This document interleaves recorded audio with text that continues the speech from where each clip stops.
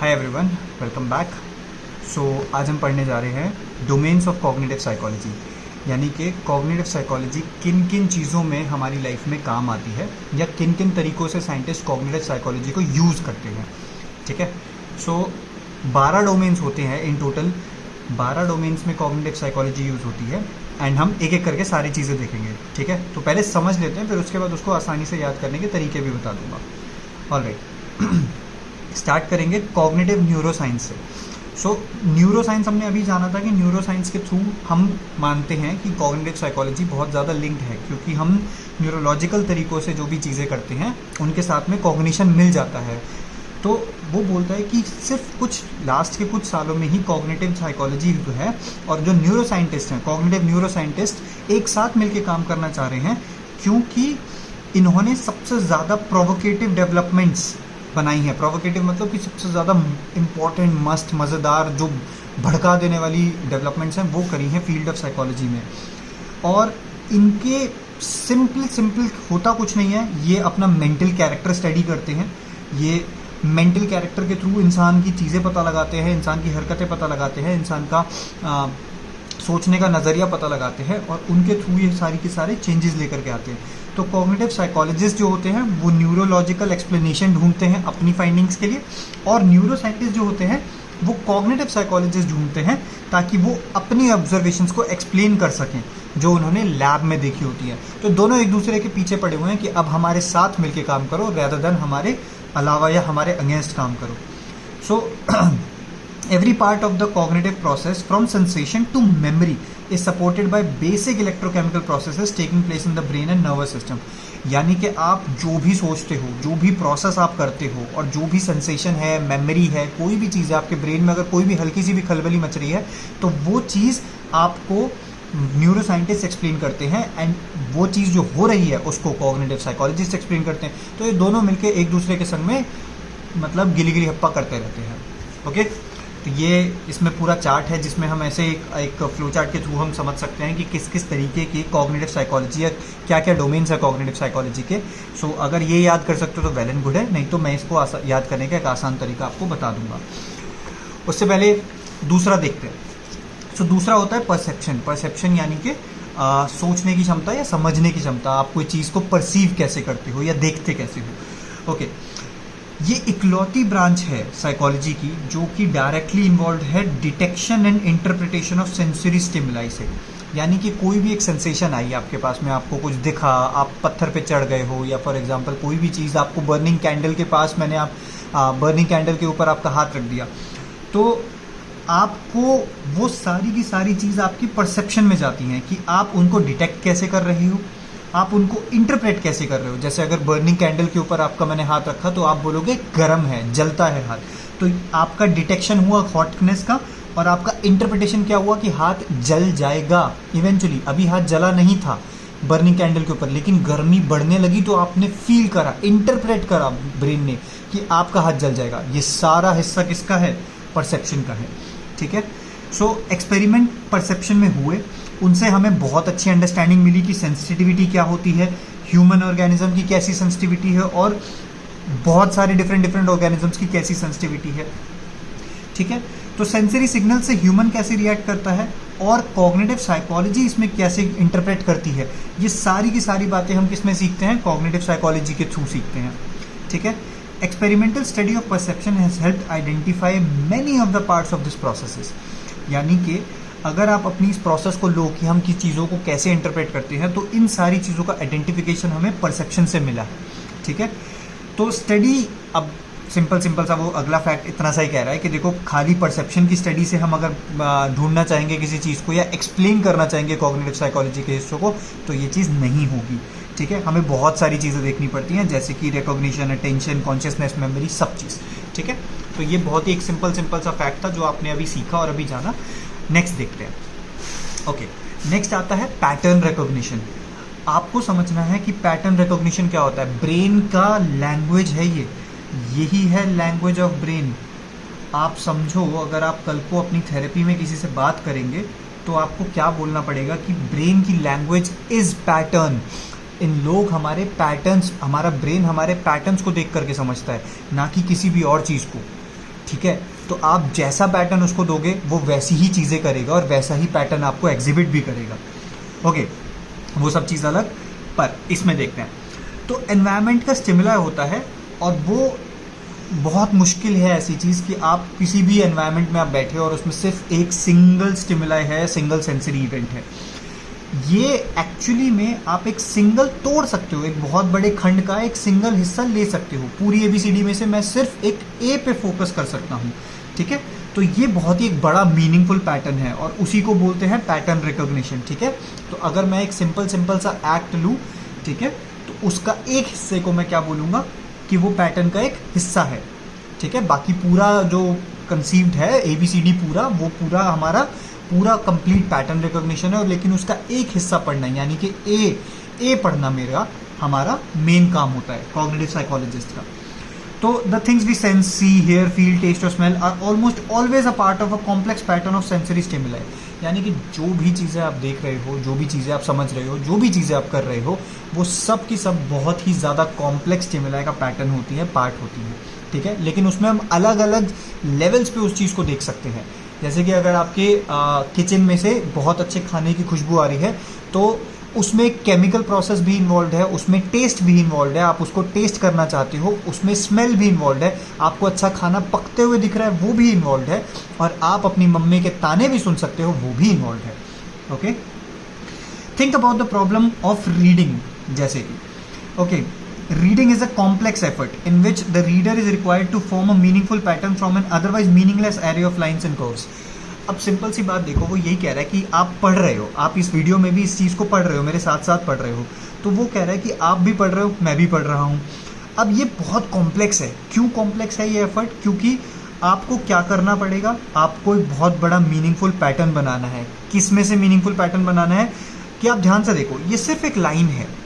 अगर मेरे को इन शब्दों का मतलब नहीं पता हो, या कोई ऐसा इंसान हो जिसको इंग्लिश पढ़नी नहीं आती है, तो उसके लिए तो ये जिब्रिश है, उसके लिए ये बच्चों की भाषा है, उसके लिए वो चीज़ है जो आदि मानव ने उन गुफाओं में लिखी थी।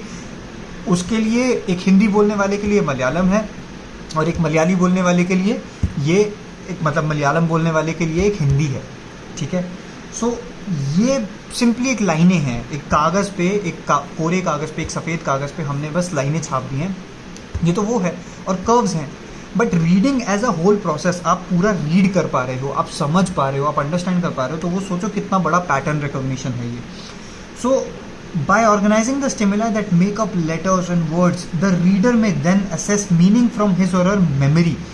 आप सोचो कि आप सिर्फ और सिर्फ पढ़ने से ही, पढ़ने मात्र से ही इस पूरे पैराग्राफ में एक पूरा मीनिंग निकाल रहे हो, तो ये कितनी ज़बरदस्त बात है, राइट। तो entire process takes place in a fraction of second, and considering all the neuroanatomical and cognitive systems involved, this feat performed daily by all sorts of people is wondrous। देखो, इग्नो वाले भी परेशान हो चुके हैं, इग्नो वाले भी कह रहे हैं यार ये कितनी बड़ी बात है कि हम सब के सब एक सिंपली एक लाइन पढ़ के उसका पूरा मतलब समझना, उसको ग्रैस्प करना, उसको अपने अपने लेवल पे समझना, वो भी with in fraction of seconds, ऐसे चुटकी बजाते ही, कितनी बड़ी बात है। एंड ऑब्वियसली बहुत बड़ी बात है, you should all be proud of yourselves. खैर, आगे बढ़ते हैं। अगला आता है अटेंशन। अटेंशन यानी कि जैसे कि आप किसी चीज़ पे ज़्यादा देर के लिए ध्यान देते हो, ओके। तो although we are information gathering creatures, सबको पता है, हम सबको इन्फॉर्मेशन पसंद है, आप भी अभी इन्फॉर्मेशन लेने ही आए हो, ठीक है। It is evident that under normal circumstances we are also highly selective in the amount and type of information to which we attend. यानी कि आपको दिन भर में कितनी सारी न्यूज़ मिलती है, कितनी सारी चीज़ें पता लगती हैं, हम कितना ज़्यादा स्टिमुलस से घिरे हुए हैं, लेकिन फिर भी आप ध्यान सिर्फ और सिर्फ मीम्स पे देते हो। आपको सिर्फ वही ध्यान देना है जो आपको अच्छा लगता है। एंड एग्जैक्टली इसी चीज़ को हम क्या बोलते हैं, अटेंशन या selective attention. Our capacity to process information seems to be limited to 2 levels, sensory and cognitive. यानी कि जो भी हम प्रोसेस करते हैं वो 2 ही तरीक़ों से हमारे पूरे वर्ल्ड में एक्सप्लेन करी जा सकती है, कि या तो हमें किसी चीज़ का सेंस हुआ है, या फिर हमने उसको एक्चुअली में ध्यान दे करके, लगा करके अपनी कॉग्निटिव मेमोरी के थ्रू उसको समझा है, परसीव करा है, ठीक है। तो if too many sensory clues are imposed upon us at any given time, we can become overloaded. बहुत सिंपल सी बात है कि अगर बहुत ज़्यादा इन्फॉर्मेशन मैं आपको अभी दे दूंगा तो आप भी ओवरलोड हो जाओगे। तो सारी चीज़ें नहीं बताएंगे हम, इसमें कुछ पार्ट्स ही बताएंगे, okay. If we try to process too many events in memory we can become overloaded. और सिंपल सी बात है, अगर बहुत सारे इमोशंस एक साथ उठा के लेके आओगे तो भी आपको प्रॉब्लम होगी। सिंपली ये वही प्रॉब्लम है जो यूजुअली लवर्स या ब्रेकअप वाले लोगों को होती है, क्योंकि वो बहुत सारे इमोशंस को एक साथ उठा के ले आते हैं और इसीलिए वो ओवरलोड हो जाते हैं और उन्हें हमेशा गम महसूस होता है। दिल फेंक आशिकों के लिए है ये चीज़, which may cause break down in performance. But obviously दिल फेंक आशिक सिर्फ और सिर्फ शराब के नशे में मिलते हैं या धुत मिलते हैं। All of us have felt the same way one time और द अदर। ये इग्नू वाले भी कितने स्मार्ट है, सब बोल रहे हैं कि सबका हार्ट ब्रेक एक ना एक टाइम पे तो हुआ ही है। वेल, देखी जाएगी। ओके, अगला आता है कॉन्शियसनेस। कॉन्शियसनेस क्या होता है? Okay, consciousness is defined as the current awareness, यानी कि आपका प्रेजेंट में होना इज कॉन्शियसनेस। सिंपल, आप इंटरनल एंड एक्सटर्नल सर्कमस्टांसेस दोनों से ही कॉन्शियसली अवेयर होते हो। यानी कि किसी भी इवेंट में अंदर से क्या बात हो रही है, अंदर मेरे मन में क्या चल रहा है और बाहर से क्या बात हुई, उन दोनों को समझ पाना ही आपकी कॉन्शियसनेस को डिफाइन करता है। पहले पहले तुम्हें पता है ये रिजेक्ट हो गया था, अनसाइंटिफिक माना जाता था कॉन्शियसनेस को, क्योंकि बिहेवियरिस्ट कहते थे ऐसा कुछ नहीं होता है, आप सिंपली बिहेवियर में रहते हो और आप बिहेवियर शो करते हो। बट कॉग्निटिव साइकोलॉजिस्ट आए और उन्होंने कहा कि बप ऐसा कुछ नहीं होता है बुड़बक, ठीक है। उन्होंने कॉन्शियसनेस एज अ वर्ड को रिटेन करवाया और उसको सिंपली बस लाइफ मतलब ऐसे लैंग्वेज में रखा, संभाल के रखा कि भाई इसे बोलते रहो, क्या पता कल को काम आ जाए। तो आज वो आ रहा है। कॉन्शियसनेस कितना बड़ा फैक्टर है, वो बिग 5 पर्सनालिटी ट्रेट्स का कितना बड़ा फैक्टर है कॉन्शियसनेस, एंड आपको सब कुछ समझ में आएगा। तो for most people consciousness and unconscious thoughts such as that you might have on a first date. बहुत सिंपली इग्नू हमें टॉन्ट मार रहे हैं, वो बोल रहे हैं कि हमारे पास फर्स्ट डेट होगी। वेल, ये लोग हमें ओवर एस्टिमेट कर रहे हैं, आर वेरी रियल। सिंपली बात कहें तो वो ये बोलना चाह रहे हैं कि कॉन्शियसनेस यानी कि आपकी प्रेजेंट थॉट्स जो मान लो आपको डेट पे जाने के बाद होंगी या डेट पे जाने से पहले होगी, वो दोनों ही बहुत ज़्यादा रियल है। तो अब उसमें एग्जांपल सिंपल सा दिया है कि आप मान लो पढ़ रहे हो और रात को देखते हो कि रात को पढ़ते पढ़ते वो बोल रहा है कि 10:42 यानी कि 11:45 हो चुके हैं। तो आप अब कॉन्शियसली अवेयर हो और ये एक एक्सटर्नल सिग्नल है, यानी कि बाहर से पता चला कि अच्छा 11:45 हो रहे हैं, लेकिन पढ़ते पढ़ते एक इंटरनल सिग्नल भी तो आया कि अरे यार लेट हो गए हैं, सोना भी तो है, तो कल सुबह उठना भी तो है। तो वो सिग्नल से भी आप अवेयर हो और यही चीज़ को वो बोल रहा है कि ये चीज़ कॉन्शियसनेस होती है, ठीक है। कि आपका इनिशियली अंदर से एक आवाज़ आई कि आपको सोना भी है, तो जल्दी जल्दी पढ़ाई ख़त्म कर लो। ये conscious thought might be it's getting late, I'd finish better this chapter and go to bed. Consciousness has gained new respectability recently and now concept studied seriously in modern cognitive psychology. Simple सी बात है, cognitive psychologist बहुत सफल रहे इस चीज़ को बहुत ही ज़्यादा मेन स्ट्रीम रखने के लिए। Okay, last but not least हम देखेंगे मेमोरी।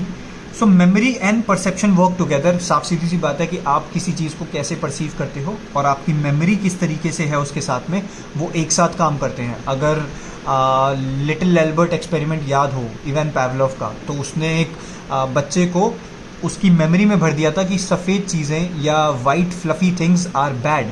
कैसे कि जब भी वो एक खरगोश के पास जाता था बच्चा और खरगोश को टच करता था तो वो उसको बहुत ज़ोर से शॉक देता था। 4 साल के बच्चे को शॉक देता था इवान पावलोव। एंड तो बच्चा इतना ज़्यादा पैरानॉइड, इतना ज़्यादा डर गया कि बच्चा एक्चुअली में सारी सफ़ेद चीज़ों से डरने लगा। जैसे अगर उसके सामने मैं कॉटन भी रखता तो शायद वो बच्चा डर जाता। खैर, मेमोरी एंड परसेप्शन। तो मेमोरी थी उस बच्चे की कि बहुत भयंकर मेमोरी है, भयंकर शॉक लगेगा, और उसका परसेप्शन यानी कि जब भी मैं किसी सफ़ेद ऑब्जेक्ट को टच करूंगा तो मुझे शॉक ही लगेगा। ये दोनों ही टैंडम में यानी कि एक दूसरे के साथ काम करते हैं। तो information available to us comes from our perception, यानी कि जो हमारे पास इन्फॉर्मेशन है जो ऑलरेडी प्रेजेंट है वो हमारी परसेप्शन से आती है, यानी कि पास्ट बिलीफ से आती है। शॉर्ट टर्म मेमोरी से भी आती है और लॉन्ग टर्म मेमोरी से आती है। STM एंड LTM बोलते हैं इनको शॉर्ट में। तो लॉन्ग टर्म मेमोरी या लॉन्ग टर्म स्टोरेज नॉलेज है लैंग्वेज की, राइट।